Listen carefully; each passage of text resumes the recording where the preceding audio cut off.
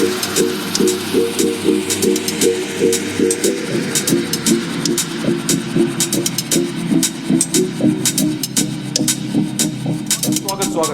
आप सभी का राजस्थान परिषद के इस मीट द आइकॉन प्रोग्राम में हार्दिक हार्दिक स्वागत है, हार्दिक हार्दिक अभिनंदन है। राजस्थान परिषद का गठन 45 वर्ष पूर्व हुआ था और तब से लेकर अब तक, चाहे वो शिक्षा का क्षेत्र हो, चिकित्सा का क्षेत्र हो या सामाजिक जुड़ाव की बात हो, राजस्थान परिषद हमेशा अग्रगण्य रहा है और इन सभी क्षेत्रों में कई महनीय कार्यों का संपादन राजस्थान परिषद ने किया है। इसी सामाजिक जुड़ाव की पहल को आगे ले जाते हुए हम लेकर आए हैं एक अद्भुत और अनूठा कार्यक्रम जिसका नाम है मीट द आइकॉन। ये मीट द आइकॉन प्रोग्राम है क्या?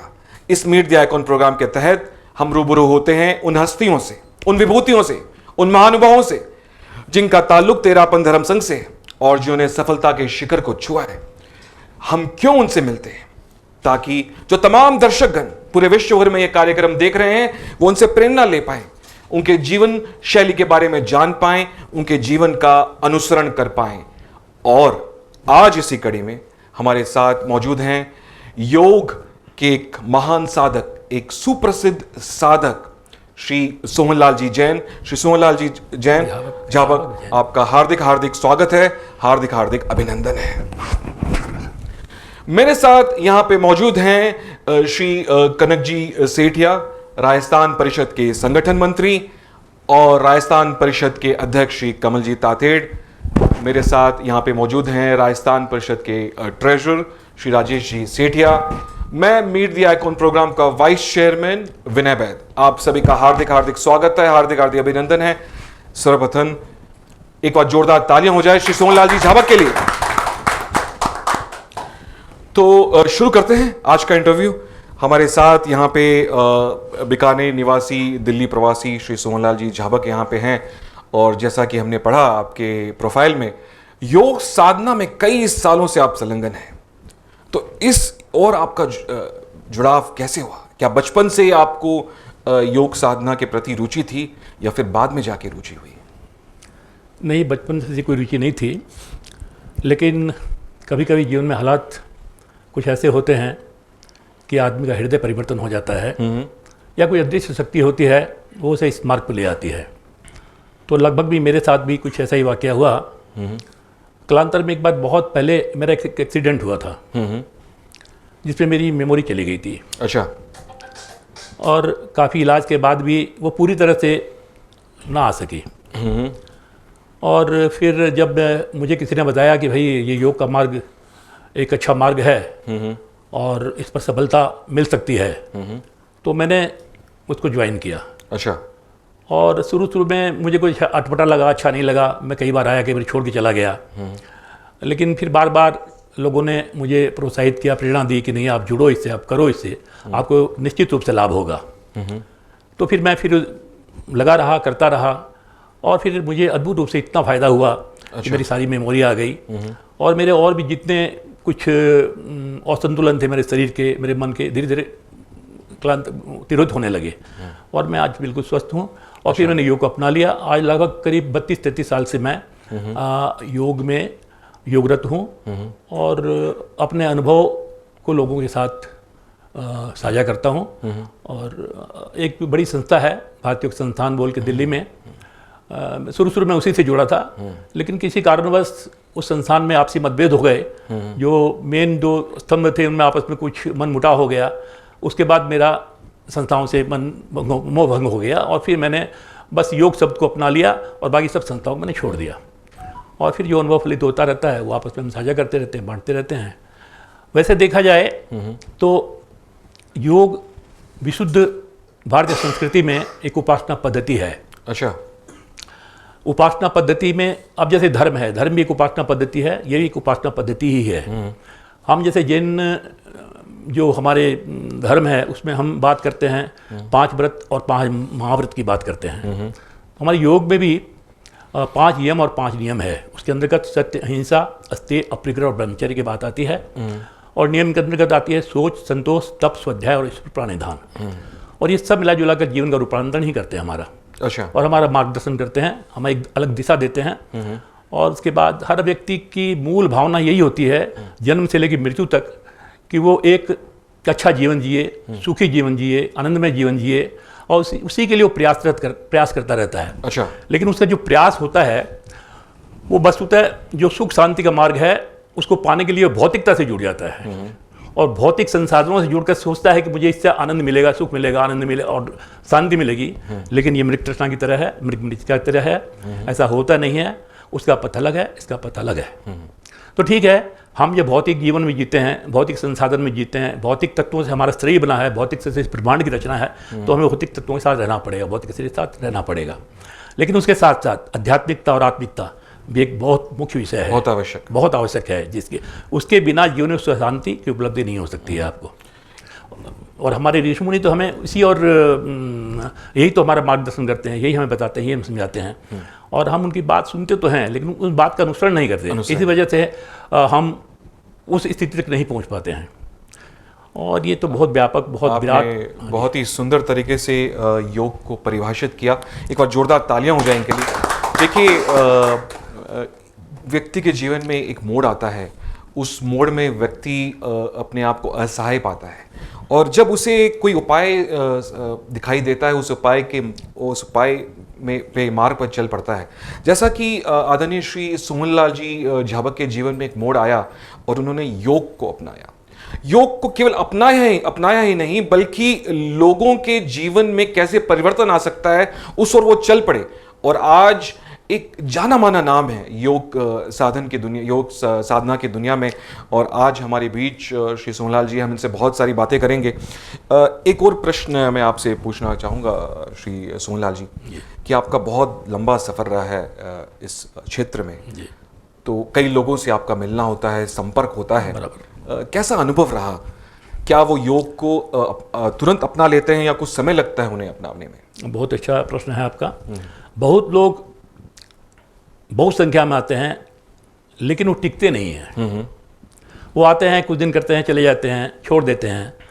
और फिर मैंने देखा ऐसा क्यों करते हैं, तो उसमें सबसे बड़ा मुख्य कारण होता है उसका मन। वो लाता तो है उसको, लेकिन मन फिर बगावत कर देता है, फिर उसको भगा ले जाता है वापस। क्योंकि मन जो है वो 5 ज्ञानेंद्रियों के अधीन जीता है, और ये 5 विषय को विकार कहा गया है, और वो उसी से जुड़कर और हमें हमेशा उधर भौतिकता की तरफ ले जाता है। ठीक है, हम भौतिक संसाधन में जीते हैं, भौतिक संसाधन जीना चाहिए, लेकिन बाहर से हम धन से जिए, अंदर हम ध्यान से जिए। सही, दोनों तरफ जिए, दोनों का पलड़ा, दोनों का संतुलन बराबर होना चाहिए। लेकिन हमारा संतुलन बराबर नहीं है, हमारा एक पलड़ा झुका हुआ है और एक पलड़ा बहुत ऊपर की तरफ है, इसलिए संतुलन नहीं बना हुआ है। और इसी वजह से हमारे जो आनंद की जो मूल अभिलाषा है वो हमारी पूरी नहीं हो पाती है, इस वजह से हो भी नहीं सकती है। ये संतुलन बराबर करना पड़ेगा। उसके लिए समर्पित होकर, निष्ठा और लगन से, श्रद्धा और विश्वास से, योग और योग से संबंधित क्रियाओं से जुड़ना होगा, तब ये संभव हो पाएगा, अन्यथा नहीं हो पाएगा। एक बार जोरदार तालियां हो जाएंगे। देखिए, something very rightly which you have said is that there should be balance between the spiritual life and our ordinary life, the life which we live outside and life which we live inside. But हो रहा ये है कि ये balance नहीं है, हम कहीं ना कहीं भौतिकता की ओर ज़्यादा बढ़ रहे हैं, और जो इनर सोल सर्चिंग की जहाँ बात आती है वहाँ पे हमारा झुकाव बहुत कम है। और अगर हमें अपने जीवन शैली को सुधारना है, सो इट्स नॉट दैट कि हमें पूरा अंदर ही जीना है, बाहर नहीं जीना है, या बाहर ही जीना अंदर जीना, देयर शुड बी बैलेंस। तो सोहनलाल जी ने हमें ये बताया। एक बार जोरदार तालियां हो जाए इनके लिए। मैं एक बात और आपसे बता देना चाहता हूँ कि योग एक बहुत प्राचीन पद्धति है, और महर्षि पतंजलि ने तो इसको 7000 साल पहले लिपिबद्ध किया और जनसाधारण के लिए घर घर में पहुँचाया योग। और जैसे गीता में कहा गया है कि हमें योग से क्यों लाभ नहीं होता है, क्योंकि हमारी जीवन शैली जो है व्यवस्थित नहीं है। तो युक्त हार विरस्य युक्त चेष्टस्य कर्मसु युक्त स्वप्नो बोधस्य योग भौति दुख आहा। कहते हैं योग तब जाएगा जब आप उचित मात्रा में कर्म को करते हुए, उचित खान पान करते हुए, उचित समय में उठना बैठना करते हुए नियमित अभ्यास करेंगे, तब आपके दुख टलेंगे, अन्यथा नहीं टल सकते हैं। और गीता के शब्दार्थ, एक एक शब्द जो है वो महत्वपूर्ण है, और इसमें कोई भ्रांति की बात नहीं है, कुछ सोचने की बात नहीं है। तो उसका अनुसरण बिना किए बिना तो आप वहाँ तक नहीं पहुँच सकते हैं। इस वजह से मैं तो यही चाहूँगा हर साधक को कि, और देखिए इससे सबसे बड़ी जो अड़चन मन की है, हमारा शरीर 3 भागों में है। वैसे देखा जाए 3 भाग है शरीर के, स्थूल, सूक्ष्म और कारण। ये फिजिकल बॉडी और माइक्रो बॉडी और सोल बॉडी, 3 बॉडी है।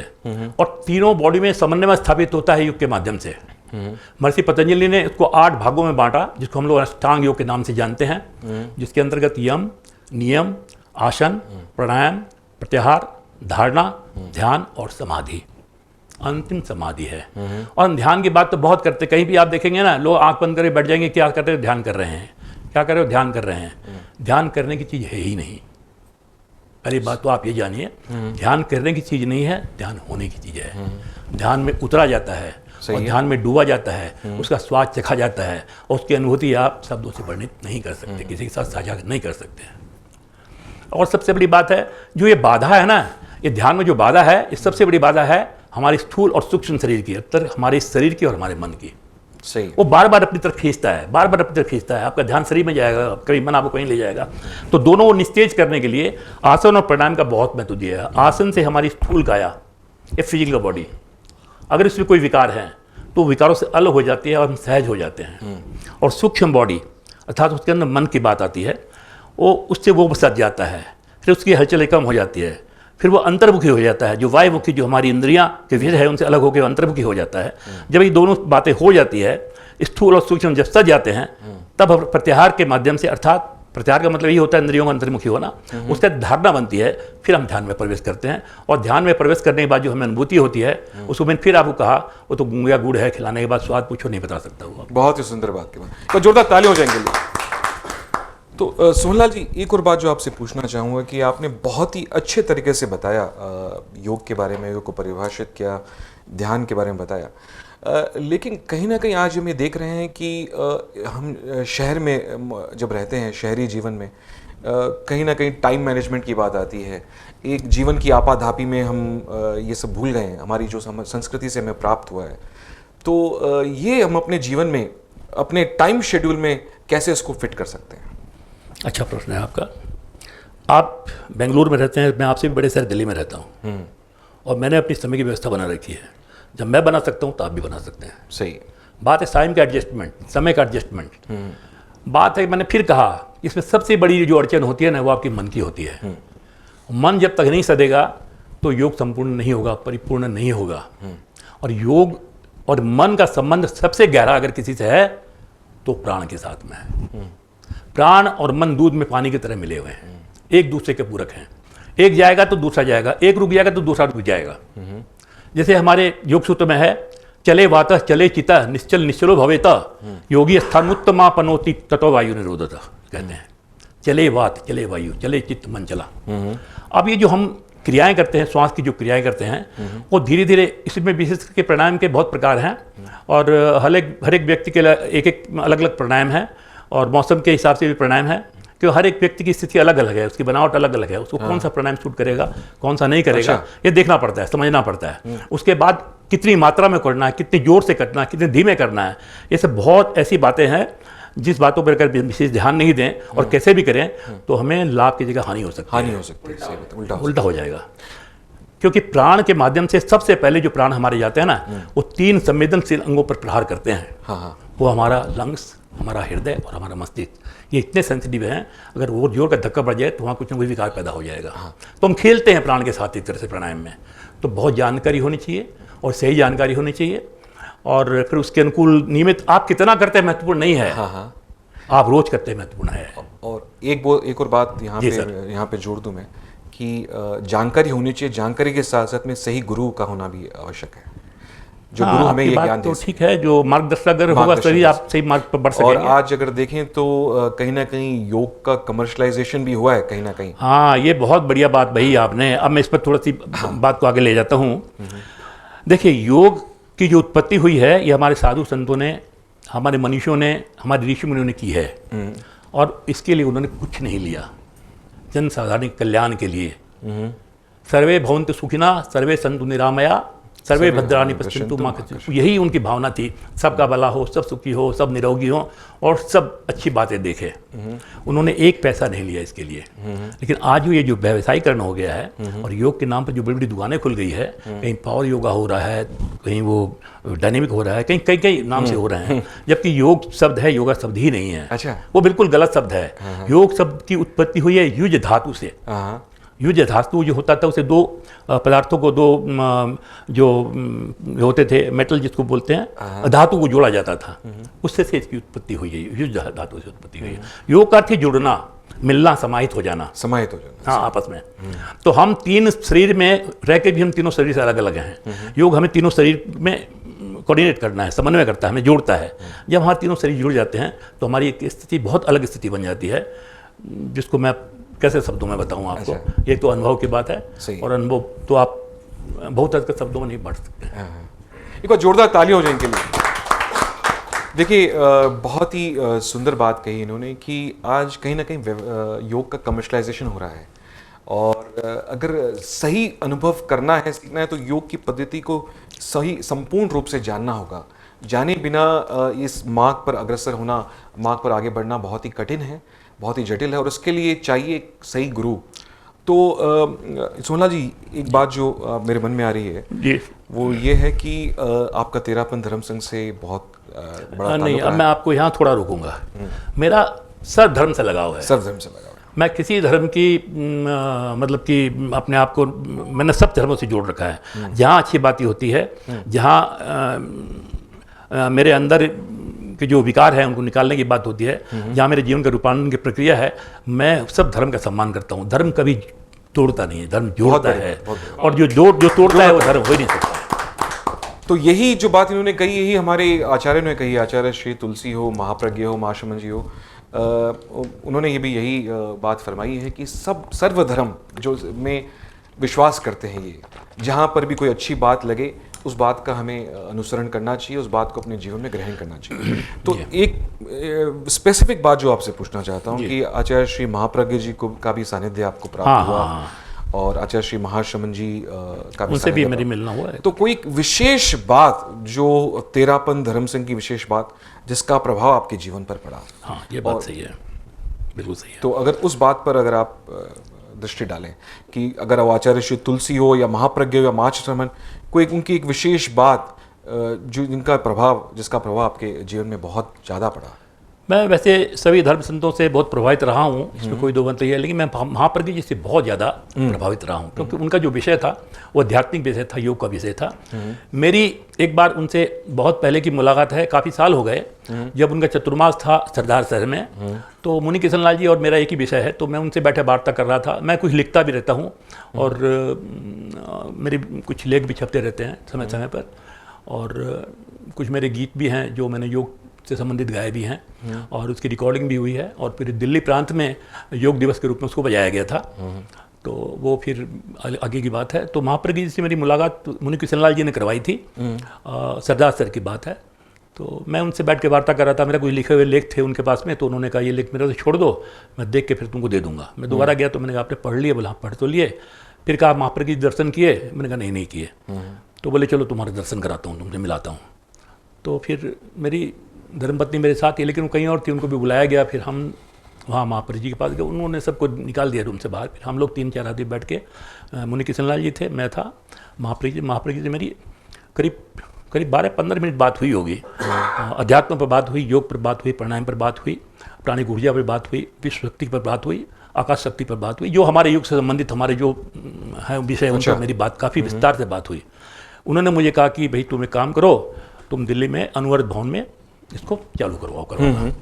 मैंने विनम्रता से उनको सीधा कहा कि महाराज मेरे ये संभव नहीं होगा, क्योंकि हमारा जो हमारे संस्थान है जिससे मैं जुड़ा हुआ हूँ, और हमारा कुछ अलग विषय है। हम कहते हैं भाई वासुदेव कुटुंब, मेरा संसार ही मेरा पूरा घर है।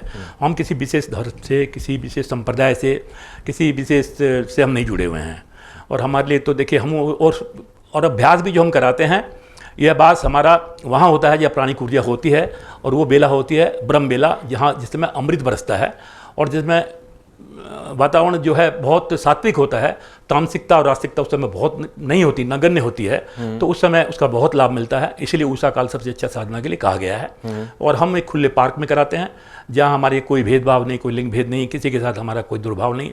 और एक टाटा बिरला भी आ जाए तो इधर बिछा लो जी, बगल में रिक्शा वाला बिछा लो, हम किसी को विशेष दर्जा नहीं देते हैं, हमारे लिए सब एक बराबर हैं। और हम 1 घंटे की साधना कराते हैं जिसमें हम आधा घंटा करीब आसन का कराते हैं और 20-25 मिनट हम प्राणायाम कराते हैं और फिर लास्ट में समय होता है तो ध्यान का अभ्यास कराते हैं। क्योंकि ध्यान को पाना इतना आसान नहीं है, क्योंकि हमारा जब तक इस शरीर और मन सहयोग नहीं करेगा तब तक हम ध्यान को नहीं उपलब्ध हो सकते हैं। तो हमारा ज़्यादा जोर रहता है कि हम शरीर और मन की शुद्धि करें पहले, फिर ध्यान की बात करें तो ज़्यादा अच्छा रहता है। तो इस तरह से हमारा ये 1 घंटे का सेशन रोज चलता रहता है और 365 दिन तक ये हमारा होता है, ओपन पार्क में होता है। तो फिर हमारा सर नहीं, तुम्हारा अच्छा प्रयास है, तुम करते रहो, कोई ऐसी बात नहीं है। तो मैंने तो ऐसे ही कहा था। तो मैंने कहा देखिए कहीं भी है तो आदमी से जुड़ना है ना, हमें तो प्राणी से जुड़ना है। प्राणी बाद में धार्मिक हुआ है, पहले प्राणी ही था, पहले सारे एक ही थे। बाद में ये अलग अलग समुदाय बन गए और इसका कुछ कारण है, उस पर हम नहीं जाएंगे, उसकी विस्तृत चर्चा नहीं करेंगे। चलो किसी भी कारण से हुआ होगा, लेकिन ठीक है, आज जो भी प्रयास कर रहे हैं धर्म के माध्यम से, आप देखिए चाहे जितने भी धर्म है ना, उनमें किसी न किसी रूप में योग तो है। आप ये नहीं कह सकते योग नहीं है। तो ये बहुत महत्वपूर्ण विषय है, बहुत विराट सब्जेक्ट। हमारे शरीर का और हमारे मन का विकास अगर होगा ना तो योग से संभव है, और कोई कारण और कुछ नहीं है। मैं ये कह दूं कि हमारे जीवन की प्रक्रिया संबल योग है तो कोई अतिशयोक्ति नहीं होगी। इतना ये योग सिर्फ शारीरिक मानसिक प्रक्रिया नहीं है। योग अर्थात नैतिक, चारित्रिक और आत्मिकता समन्वय, वो तीनों का एक साथ मिलना और फिर जो रूपांतरण होता है ना व्यक्ति का, अद्भुत होता है, अद्भुत। बहुत बढ़िया बात कही, एक बार जोरदार तालियों के लिए। सुमनलाल जी, हमारे जो वर्तमान प्रधानमंत्री आदरणीय श्री नरेंद्र जी मोदी, उनका भी योग के प्रति जो उनकी रुचि है, जो उनकी निष्ठा है, बहुत ही प्रगाढ़ है। और अंतर्राष्ट्रीय योग दिवस पहले बहुत कम सुनने को मिलता था और अब भी अंतर्राष्ट्रीय योग दिवस की जो ख्याति है वो पूरे विश्व भर में मनाया जाता है। तो उसके ऊपर भी अगर आप कुछ कहना चाहें। बिल्कुल सही है, इसमें कोई शक नहीं है कि एक तो बहुत प्राचीन पद्धति है, लेकिन योग में जो घर घर पहुंचाया, लोगों में जो अवेयरनेस लाई योगों के प्रति, उसमें सबसे मुख्य हाथ अगर किसी का है तो बाबा रामदेव का है, इसमें कोई शक नहीं है। अच्छा, उन्होंने इसको घर घर में पहुंचाया है, लोगों को जगाया है। और ठीक है, उनकी पद्धति, उनका कराने का एक तरीका अपना अलग है, उस पर हम ज़्यादा चर्चा प्रचर्चा नहीं करेंगे, आलोचना नहीं करेंगे। वो ठीक है, अपना तरीका है, वो अपने हिसाब से कराते हैं। लेकिन योग शब्द से जोड़ा उन्होंने घर घर पहुंचाया, इसमें कोई शक नहीं है।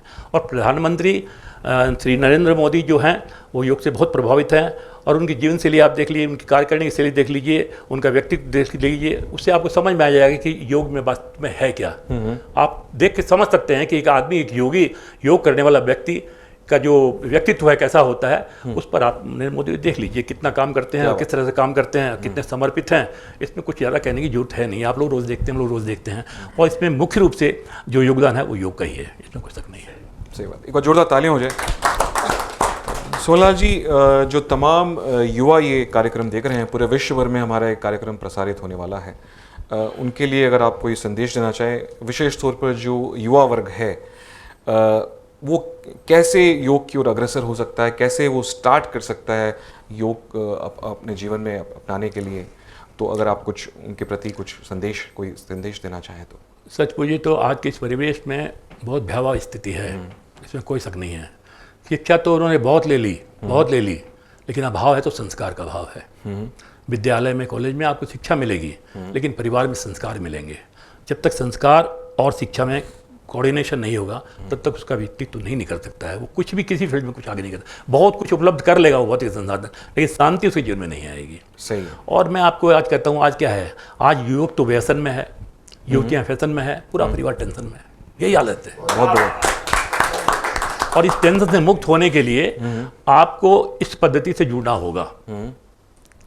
और हम युवकों से यही कहना चाहते हैं कि तुम सब कुछ करो, ठीक है, हम कोई भी काम करते हैं तो उसमें शक्ति चाहिए ना, ऊर्जा चाहिए। ऊर्जा का मूल है, ऊर्जा का पर्याय है प्राण। और ये प्राण शक्ति जब कमी हो जाती है ना तो शारीरिक या मानसिक या भावनात्मक संतुलन बिगड़ जाता है। तो प्राण शक्ति अपना में बहुत महत्वपूर्ण शक्ति है। प्राण शक्ति एक प्राण शक्ति नहीं है। हमारा शरीर की संरचना के बारे में अगर मैं थोड़ा विस्तृत नहीं बताऊंगा, आपको थोड़ा सा बता रहा हूँ कि देखिए 5 चक्र हैं हमारे अंदर, हमारे शरीर में स्पाइन के ऊपर 5 चक्र हैं, 5 है, इस पर 2 ऊपर है, 7 चक्र हैं। जिसको हम कहते हैं सहस्त्रार चक्र है, आज्ञा चक्र है, विशुद्धि है, अनाहत है, मणिपुर, स्वाधिष्ठान और मूलाधार। ये 7 ऊर्जा चक्र हैं। ये सातों ऊर्जा चक्र एक तरह से समझिए कि वो काम करते हैं, जिसको हम क्या बोल सकते हैं, नहीं, ट्रांसफर जो होते हैं ना, वो ऊर्जा किसको कितनी चाहिए। तो ये 5 हमारे जो प्राण हैं वो 10 प्राण कहे गए हैं योग में। 5 प्राण, 5 उपप्राण के नाम है प्राण, अपान, समान, व्यान, उदान, नाग, कुर्म, कुकर, देवदत्त और धनंजय, 10 प्राण हैं। तो अब देखिए, आप जो पलक झपकाते हैं ना, उसमें भी आपको शक्ति लगती है। शक्ति लगती है। आप छोड़िए, जहां शक्ति शब्द है वहां प्राणों का अस्तित्व है। आप सोचते हैं ना स्मरण शक्ति, स्पर्श वहां भी लगता है, लगती है। पाचन शक्ति, वहां भी प्राण है। जहां भी गति है वहां प्राणों का अस्तित्व है। और सब कुछ गतिमान है इस ब्रह्मांड में, अर्थात सब जगह प्राणों का अस्तित्व है। तो इस प्राण को साधना, उसको नियंत्रण करना और गहराई में नियंत्रण करना। और देखिए, प्राण में सबसे बड़ी बात है कि जो हम लोग प्राणायाम करते हैं ना, बहुत लोग जो करते हैं झटका लेते रहते हैं, नाक से ऐसे ऐसे करते रहते हैं, ये बिल्कुल गलत है। अच्छा। हाँ, प्राण की रिद्म, प्राण की स्थिरता, उसकी लयबद्धता और सबसे मुख्य पक्ष है उसकी गहराई, वहीं हासिल होता है। नहीं तो नहीं हासिल होगा आपको। सही बात। अब मैं एक बात एग्जाम्पल देता हूँ। मोती कहाँ मिलता है मालूम है आपको? समुद्र की गहराई में। मीठा पानी कुएं की गहराई में मिलेगा। किसी बात का गहरा चिंतन करें तो उसमें से निष्कर्ष निकलेगा। इसीलिए जो कुछ भी है ना, प्राण की गहराई में है। और हमारे जीवन के रहस्य छुपे हैं, लंबी आयु के रहस्य छुपे हैं इस गहराई में। बहुत बड़ी। लेकिन इस गहराई पर नियंत्रण होना चाहिए। तो कहते हैं योग में तस्मनी सती श्वास प्रश्वास एगवार्ति विच्छेदी प्राणायाम। स्थूल कायोग स्थित करने बाद श्वास प्रश्वास का नियंत्रण ही योग है, ये प्राणायाम है। तो इसको नियंत्रण करने के लिए आपको नियमित अभ्यास करना पड़ेगा और आपको धैर्य रखना पड़ेगा। धैर्य में प्रतीक्षा और प्रयासरत रहना पड़ेगा। समर्पण होकर नियमितता से आप अभ्यास करना पड़ेगा, तभी आपको हासिल होगा। अन्यथा जीवन में आप कितना भी कमा लीजिए, कितनी गाड़ियां ले लीजिए, कितने घोड़े खरीद लीजिए, कितने मकान ले लीजिए, कुछ भी ले लीजिए, वही ढाक के 3 बात वहीं रह जाएंगे। और उससे पीछे महसूस करेंगे आप, उससे पीछे महसूस करेंगे आप, उससे आगे नहीं महसूस करेंगे। वही स्थिति हो जाएगी। सब कुछ है लेकिन शांति नहीं है, आनंद नहीं है, सुख नहीं है। जहाँ जाना है वहाँ नहीं जा रहे हैं, जिधर नहीं जाना उधर जा रहे हैं। जाना बम्बई रास्ता ले लिया कलकत्ते का, तो आप तो कलकत्ते पहुँचोगे, मुंबई कैसे पहुँचोगे? उस रास्ते जाना होगा तो आपको मिलेगा, नहीं तो नहीं मिलेगा। तो रास्ता बिगड़ है। और तो ठीक है, ये अध्यात्म की बात। एक बार जोरदार तालियों के लिए। देखिए, एक बहुत ही सुंदर संदेश दिया है, खास तौर पर युवा वर्ग के लिए, कि युवा वर्ग को अगर अपनी शक्ति को मल्टीप्लाई करना है, अपने और सक्षम बनाना है अपने आप को, तो योग को अपनाना पड़ेगा। और न केवल अपनाएं बल्कि उसका निरंतर अभ्यास करना पड़ेगा। हाँ, अभ्यास। मात्राएं महत्वपूर्ण नहीं है, नियमितता महत्वपूर्ण है। आप कितना करते हैं महत्वपूर्ण है, रोज करते हैं महत्वपूर्ण है। ये बहुत महत्वपूर्ण है, क्योंकि आप बहुत कुछ पालेंगे अपने जीवन में, बहुत बड़े पद पर चले जाएंगे, लेकिन जो आंतरिक सुखी है, जो अंतर्मन की सुखी है, वो योग में है और योग की गहराई में जाने में है। तो सोहनलाल जी, एक टिप चाहूँगा आपसे कि खास तौर पर ये देखा गया है कि और आज के वर्तमान परिवेश में कि गुस्सा बहुत जल्दी आता है। हमारी जो रिएक्शन करने की जो है आदत, हम किसी बात को कम सुनते हैं और फिर इमीडिएटली रिएक्ट करते हैं, प्रतिक्रिया जो होती है। तो एक अगर टिप आप दे सके हमारे दर्शकगण जो देख रहे हैं कि अगर ये हमारे हम उस माहौल में आ जाएं तो इमीडिएटली हमें क्या करना चाहिए? जैसा कि कई लोग करते हैं, गहरी सांस लेते हैं। अगर कोई आपके पास अगर स्पेशल टिप हो तमाम दर्शकगण जो देख रहे हैं उनके लिए, तो बहुत देखिए, सबसे पहली बात है कि मन को आप समझा लीजिए। मन को आप अपने साथ देखिए। मन के साथ आप अगर आप जबरदस्ती करेंगे ना तो उपद्रव करेगा। वो किसी के साथ भी आप जबरदस्ती नहीं कर सकते हैं, तो झंझट झमेला खड़ा कर देगा। उसको मित्रवत समझाइए, भाई तेरे हित की बात है, तू मान जा, इस सत्य पे चल, इसी पर तेरा भला होना है। उससे रोज वार्ता करते रहिए, उसको सही दिशा की तरफ ले जाने का प्रयास करते रहिए। जब आप इससे मित्रवत उसके व्यवहार करेंगे अपने मन साथ में, तो आपकी बात मानेगा, आपके साथ चलने लग जाएगा। और सबसे पहली बात है कि मैं आपको 2-3 बातें बताता हूँ जिससे कि बहुत मतलब कि बहुत साधारण सी बात है, और क्योंकि बहुत बड़ी बात करने से कुछ हासिल नहीं होने वाला है। प्रारंभिक बात कर लेते हैं। एक शब्द है, बहुत बड़ा शब्द है और विराट शब्द है, उसके बिना कोई मंत्र पूरा नहीं होता है, वो है ओम।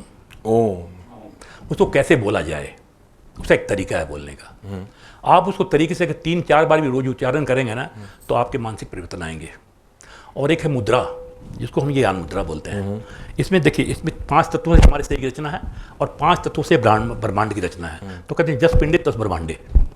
दोनों की रचना में कोई फर्क नहीं है। जितना बड़ा ब्रह्मांड है उससे कहीं बड़ा ब्रह्मांड आपके अंदर भी है, लेकिन आप अनभिज्ञ, आप जानते नहीं उस ब्रह्मांड को।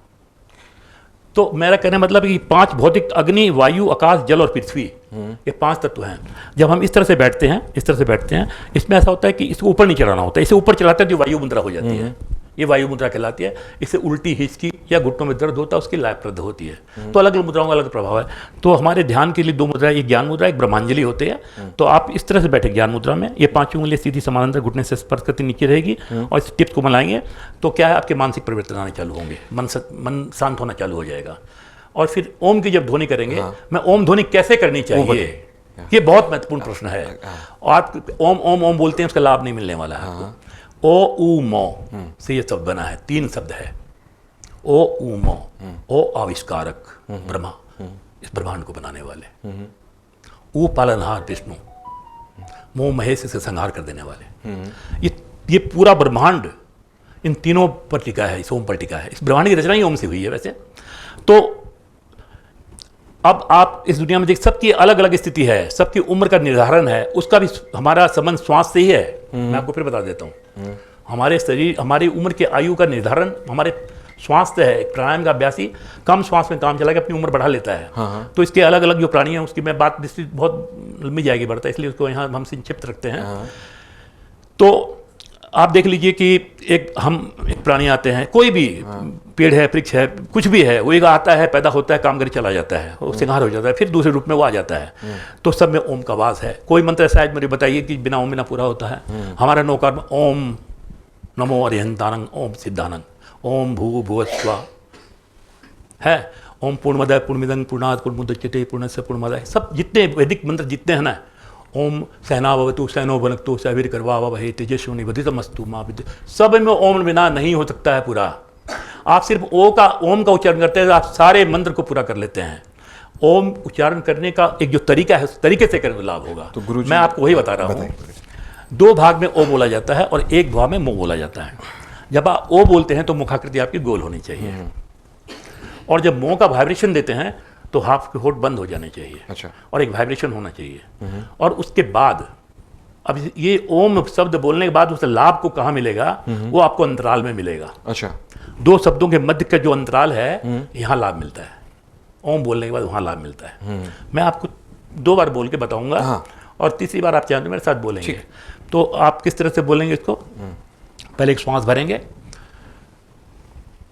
ओम,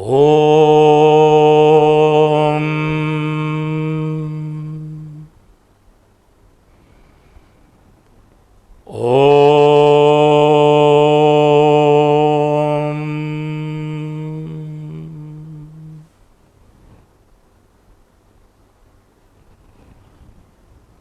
2 बार मैंने शब्द बोला। आप महसूस कीजिए, 2 शब्द बोलने के बाद में अगर आंख बंद किए हुए हैं आप, और 2 शब्द या 3 शब्द के बाद में ही आप देखिएगा कि आपके अंदर में कुछ अलग तरह की ऊर्जा का घूमने लग जाएगी, एकदम होने लग जाएगी। इसमें कुछ नहीं है। मस्तिष्क कोशिकाएं सब प्रभावित हो जाएगी। सारे 72,600 नस्ल रानियों का जाल, 206 हड्डियाँ, 320 जोड़, 5 कोशिश शरीर, सब प्रभावित होने लग जाता है इससे। तो अब ये 2 भाग में, एक श्वास भरने के बाद में आपने ओ बोला, लास्ट में मौका वाइब्रेशन दिया, ध्वनि खत्म हो गई, श्वास खाली कीजिए, फिर दूसरा श्वास भरिए, एक अंतराल आ गया, इस अंतराल में ही आपको लाभ मिलने वाला है। क्या बात। और ये 3 बार ये ओम क्यों बोला जाता है? ये बोलते ओम शांति, ओम शांति, ओम शांति। उसका भी कारण है, दैहिक शांति, दैविक शांति और आंतरिक शांति। मुझे तीनों शांतियाँ मिले। बहुत अच्छा गुरुजी, आप यहाँ आए हमारे इस कार्यक्रम में, और हमने आपके बारे में एक बात और सुन रखी है, तो ये साक्षात्कार उसके बिना शायद संपूर्ण नहीं हो। ये बहुत अच्छा गाते भी हैं। तो नहीं, आपका प्रश्न बहुत अच्छा है। ये एक आध्यात्मिक गीत है, वो बड़ा महत्वपूर्ण गीत है। आप इसको सुने, और इस पर सुने ही नहीं, उसको आत्मसात करें और देखें शब्द कितने। यशवंत देव की रचना है। मैंने महापर की जो सुनाई थी, महापर जी बहुत प्रभावित हुए थे, बहुत ज़्यादा प्रभावित हुए।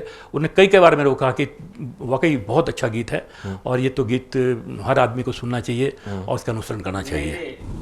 सोनलाल काको साहब तो बहुत गीत गाते हैं। अच्छा। लेकिन आज जब अध्यात्म की बात हो रही है तो हम अध्यात्म के ही गीत हम सुनेंगे, फिर कभी आपसे सुनेंगे। आज अध्यात्म की ही गीत।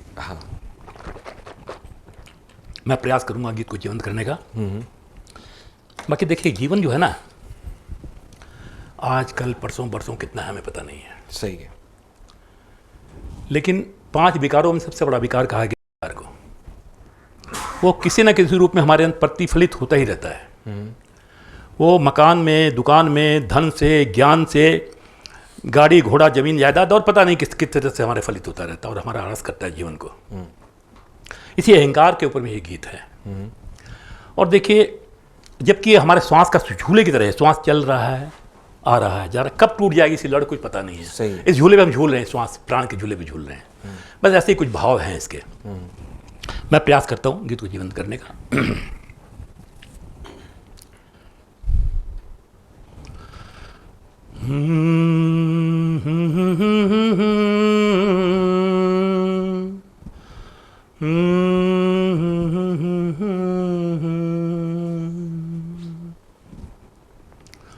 मगरूर अहम लेके,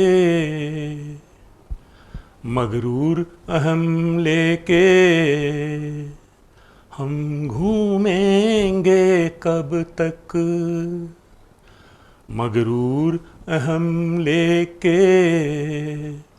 हम घूमेंगे कब तक, इस कच्चे झूले पर,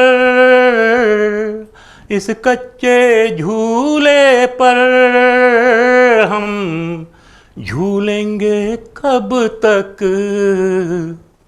मगरूर अहम लेके हम घूमेंगे कब तक। तर्कों से नहीं हासिल,